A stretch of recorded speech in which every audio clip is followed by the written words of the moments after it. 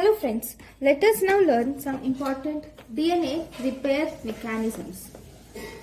Once DNA has been formed, sometimes there can be some incorrect nucleotides or some incorrect base pairing can occur in DNA during DNA production.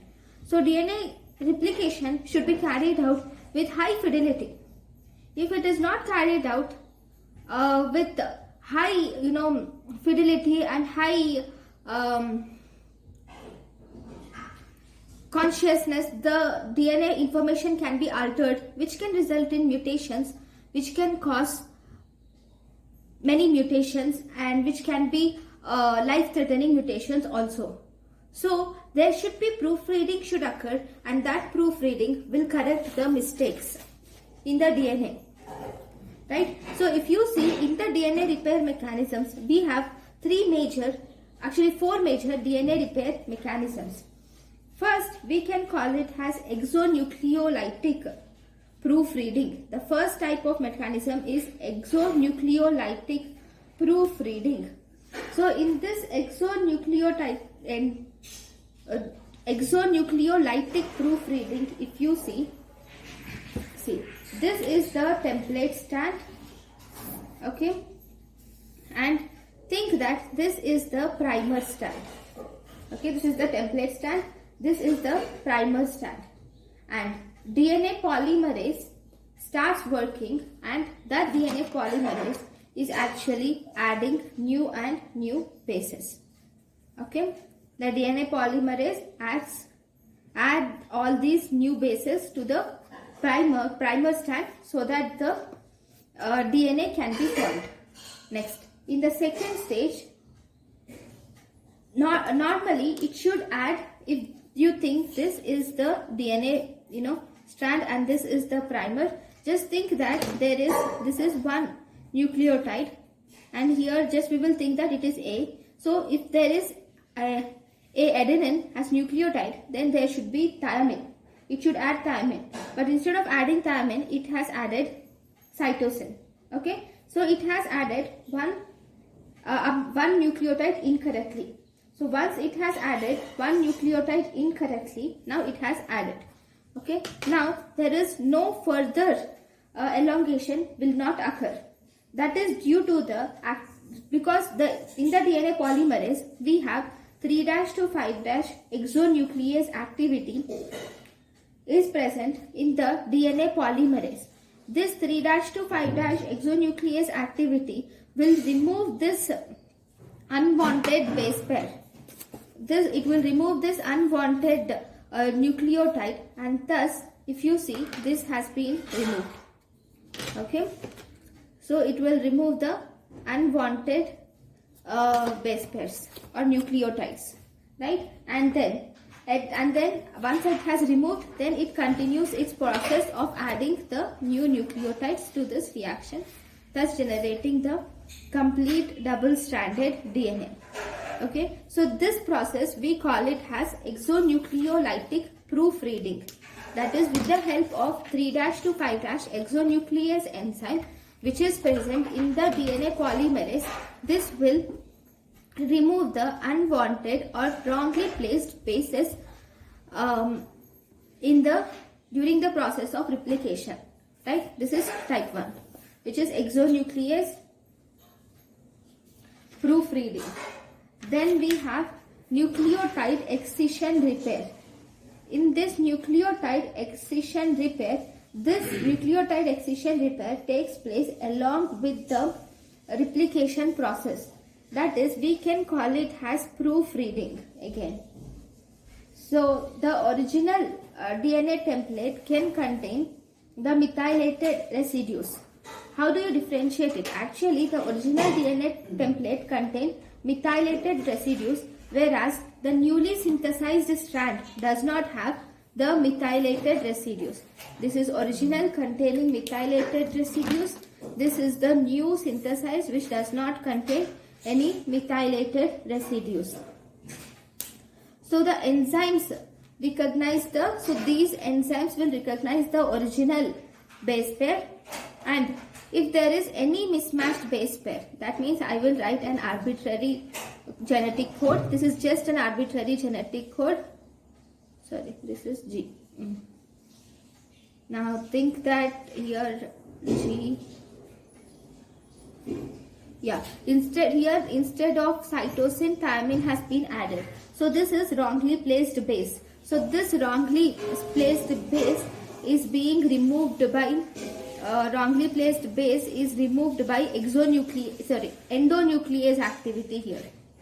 There is an endonuclease activity which will remove the wrongly placed base. And this endonuclease activity not just removes the single nucleotide, but it removes 24 to 28 nucleotides around the wrong base. It will remove 24 to 28 nucleotides around the wrong base. So how does this occur? Just I will show you an example for this so that we can easily understand it. So, this is the strand 1, this is the methylated strand. So I am adding methyl residues here. Okay, this is the parent old template strand.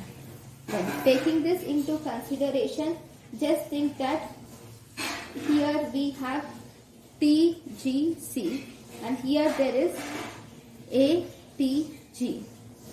Instead of C, this is the wrongly placed base pair, right? Now this endonuclease, what does this do? This endonuclease which will cleave on the wrongly placed base pair. It does not cleave just the one nucleotide, but it will cleave almost 4 to 32 nucleotides which are present around the wrong base. So it has cleaved this group of nucleotides. Right? So this is the old strand, this is the new strand, right? So because this is the new strand, this is new, this is old. I don't know, I think I labeled wrong. So this is old strand, this is new strand in this diagram. Okay, so this is removed and now this is removed by the endonuclease and now okay, and after that it is removed. Fine. After that, this is the base pairs are taken and they will fill the gap which is present. These gaps are filled by correct base pairs, and the enzyme required in this is DNA polymerase. And finally, with the help of DNA ligase, the ends are joined together to produce one complete DNA strand which has been corrected. Okay, so if you see, this endonuclease will cut the wrongly placed base pairs and it will remove it, and then in the presence of DNA polymerase, new bases are added, and finally with the help of DNA ligase, the formed bases are joined to the original newly formed strand. Okay, so this is about the nucleotide excision repair. If there is defect in this nucleotide excision repair, you will see that there is a disease called as if there is defect in this nucleotide excision repair, then this results in a disease called as xeroderma pigmentosa occurs due to the defect in this DNA due to the defect in this nucleotide excision repair. Next, after this we also have one more which is called as strand directed mismatch repair. There is something called as strand directed mismatch repair. In this strand directed mismatch repair, we have specific proteins which are present, and those specific proteins will scan the newly synthesized DNA. The specific protein will scan the newly synthesized DNA, and then they will find out the mismatched area. I will just draw the diagram. Okay, think that this is the error, this is the newly formed base, DNA strand, and there is an error here, and this is the old base, okay, old DNA. Now mismatch proofreading occurs with the help of proteins, and these proteins will read this strand, and they will first and foremost identify the identify the wrong place. So this is the old strand, and now the proteins have come and they have actually identified this place where there is a defect. Then once they have identified, they will make a loop, okay, to the wrongly placed strand, and they have made a loop now. So let me show you the loop which is drawn. Okay, so these proteins have made this loop around the wrongly placed along the wrong side. They form a loop. So this is one subunit of the protein. This is the second subunit. So the second subunit is here, and now this second subunit has cut this strand. Okay, and now has cut this strand, the one which is wrongly placed. Okay, it has cut this strand, and now this strand is cut. So if you just put it normally, this strand which contains the wrongly placed amino acid, wrongly placed nucleotide wise, or any error has been removed, and this is the original strand. Okay, then afterwards the DNA polymerase will add the new nucleotide bases and will complete the strand, thus forming a new strand. So this is called as strand directed mismatch repair.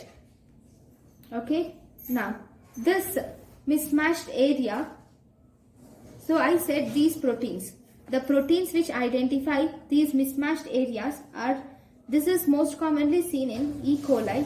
So in E. coli, the proteins which will identify the mismatched area are MU2, MUTS, MUTC and MUTH.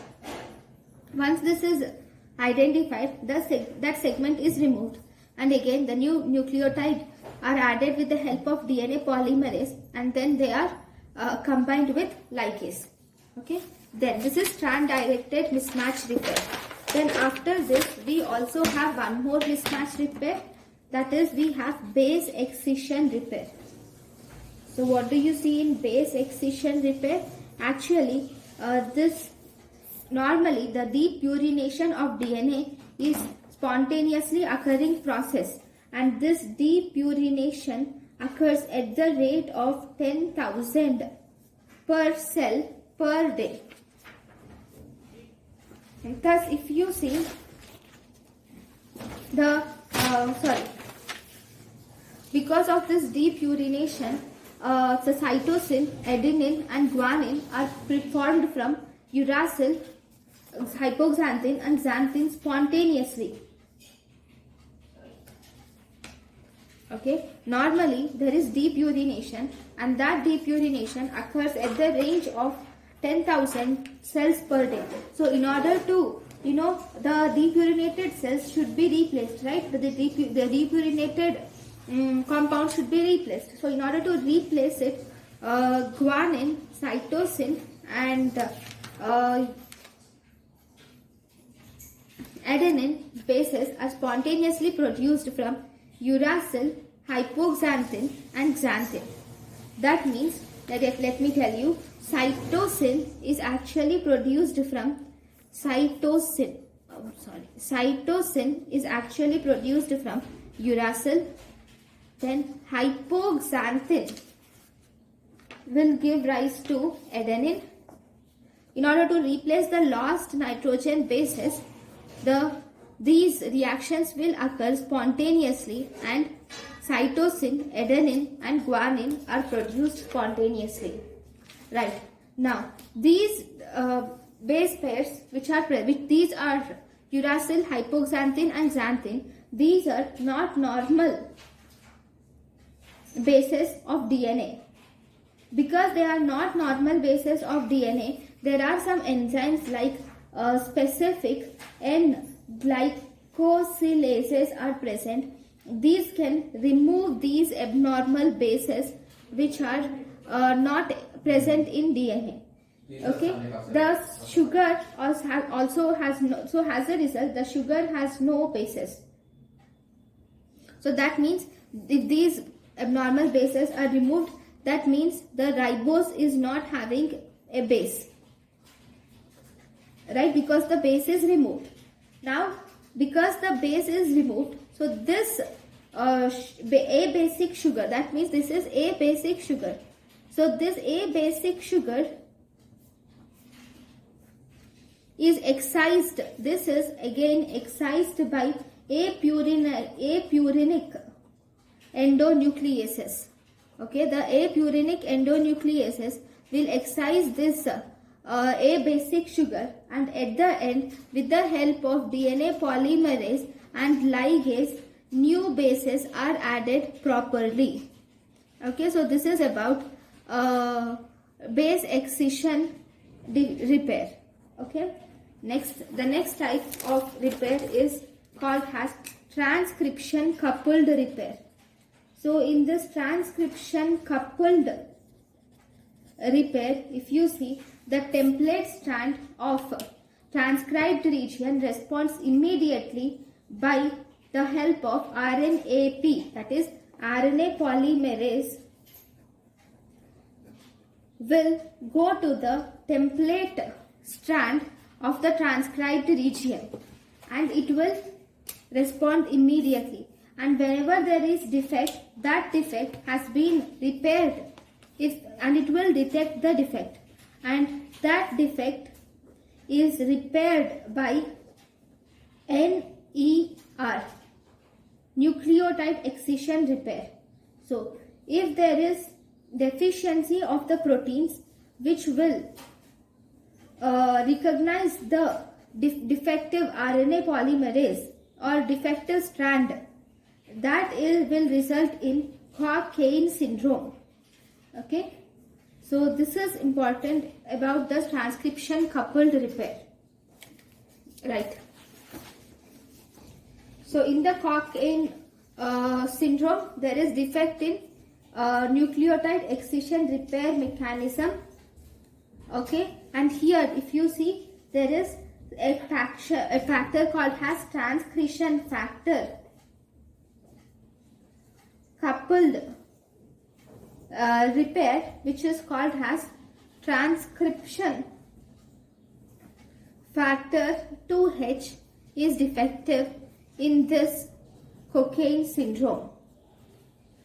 Okay, then so this is about the different types of repair mechanisms. Thank you guys for watching my lecture. Thank you.